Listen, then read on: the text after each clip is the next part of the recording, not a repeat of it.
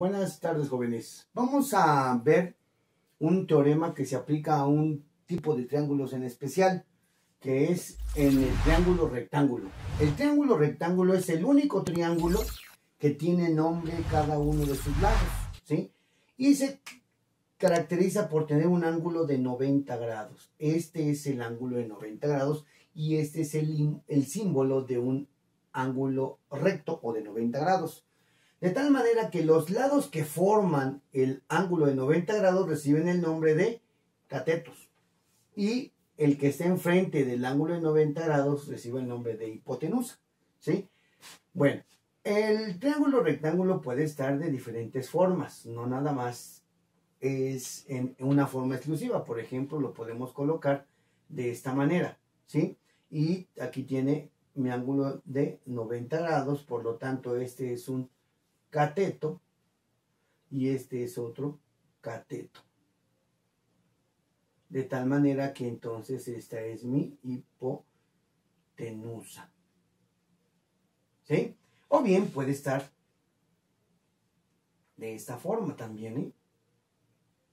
Solo que, pues aquí debemos de tener este simbolito que me diga que es de 90 grados, de tal forma que este es mi cateto y este es el otro cateto. Y esta va a ser mi hipotenusa. ¿Estamos? Siempre, siempre, siempre. Entonces todos los triángulos van a ser de esta manera. Nosotros lo podemos ver, por ejemplo, en cualquier escuadra. Una escuadra es un triángulo rectángulo y lo podemos colocar de diferentes maneras. En este caso, este cateto es mi base.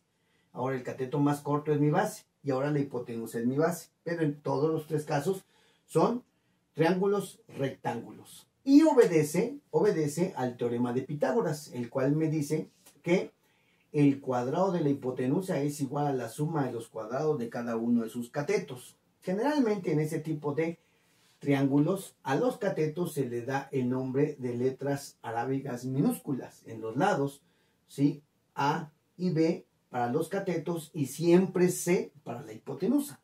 En este caso puede ser o pueden ustedes intercambiar cuáles A y cuáles B para cada uno de los catetos. Ahí no hay problema. Por ejemplo, ahora a este le vamos a poner B y a este le vamos a poner A. Pero la hipotenusa siempre es C. Entonces aquí está mi hipotenusa, pues esa va a ser C. A este le voy a poner A y a este le voy a poner B. Siempre.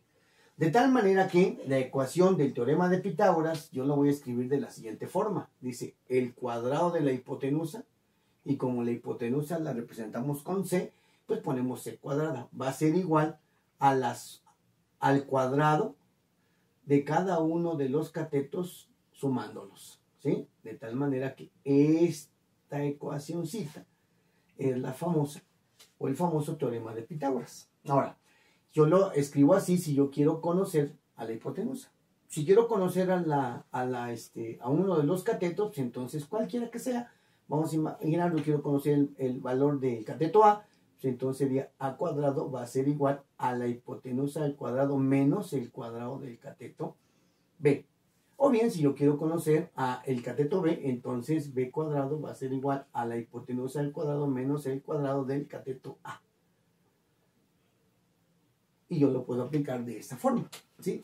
La representación gráfica, ¿sí?, se da en esta figurita que tenemos aquí, en donde decimos que este cateto, llamémosle A, y este cateto, llamémosle B. Aquí le voy a poner B, porque mi hipotenusa siempre va a ser C, ¿sí? Tiene un valor de 3, vean, 1, 2, 3. Pero como es al cuadrado, pues entonces tiene este cuadrado, representa este lado. Este cuadrado representa el otro cateto y ese otro cuadrado representa la hipotenusa. De tal manera que me dice, el cuadrado de la hipotenusa es igual a la suma de los cuadrados de cada uno de los catetos. Si nosotros vemos, el cuadrado de la hipotenusa tiene 25 cuadritos. Todos los cuadritos tienen las mismas medidas, ¿sí? Entonces sería, como vale aquí 5 el lado, 5 al cuadrado es igual al cateto A, que vale 3, al cuadrado más el cateto B, que vale 4, al cuadrado, pues eso va a ser 25 es igual a 3 al cuadrado 9, y 4 al cuadrado es 16. Y si ustedes se fijan, 3 al cuadrado tiene 9 cuadritos idénticos y 4 al cuadrado tiene 16 cuadritos idénticos. Si nosotros sumamos, pues me queda una igualdad de 25 es igual a 9 más 16, que eso va a ser 25, entonces 25 es igual a 25. Entonces eso es el teorema de Pitágoras y solamente se utiliza para triángulos rectángulos. Todos estos triángulos que tenemos aquí son triángulos rectángulos, ¿ok? O sea, que tienen un ángulo de 90 grados. Vuelvo a repetir, una escuadra es un triángulo rectángulo, ¿sí? Si yo lo pongo de esta manera, ¿sí? Lo pongo de esta otra manera, ahora esta es mi base, o bien lo pongo de esta manera y no cambia. Aquí sigue teniendo el ángulo de 90 grados, ¿sí?